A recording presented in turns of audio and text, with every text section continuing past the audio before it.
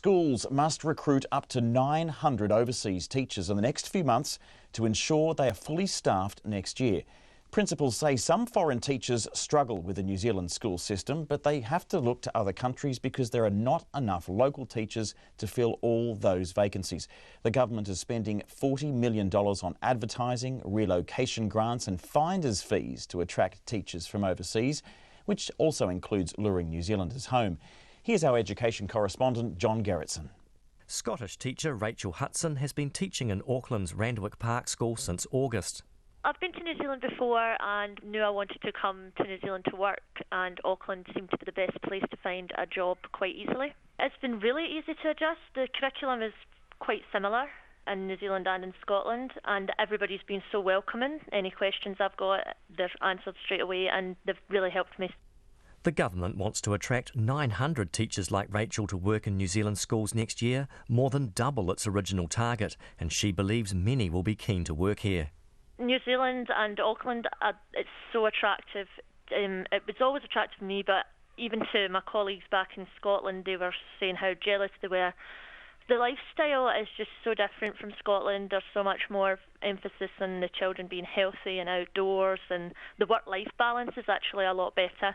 Randwick Park Principal Karen McMurray says Rachel's been fantastic and she's trying to hire another Scottish teacher through a recruitment agency. She says it's the only way she can staff her school next year. There is no one available, no suitable applicants, or no applicants. Whether they're suitable or not, they're not available in New Zealand. And also too, I think because the shortage is quite widespread, it means that people have a choice, and probably somewhere like Randwick Park is seen as quite a challenging area for people to come and work at, even though we think it's a fantastic area.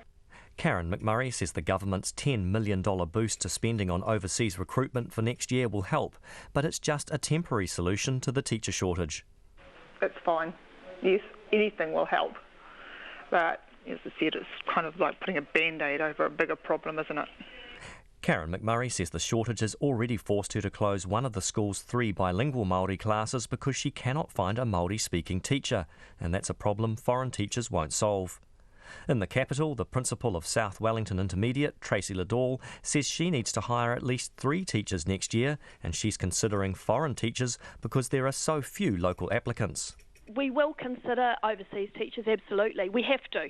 Why is that? Are you getting too few applications? Very few applications, and of the applications we get, most are from overseas anyway. Tracy Liddall says foreign teachers can be excellent, but she has mixed feelings about recruiting from abroad.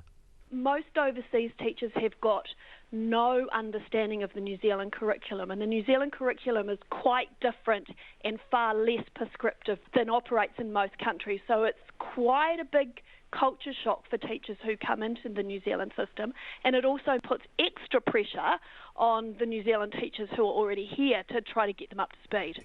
And those teachers will need to be up to speed soon. 650 extra primary teachers and 200 extra secondary teachers will need to be in the classrooms next year to cope with rising student numbers. Mō te hōtaka o te ahi, ko John Gerritsen tēnei.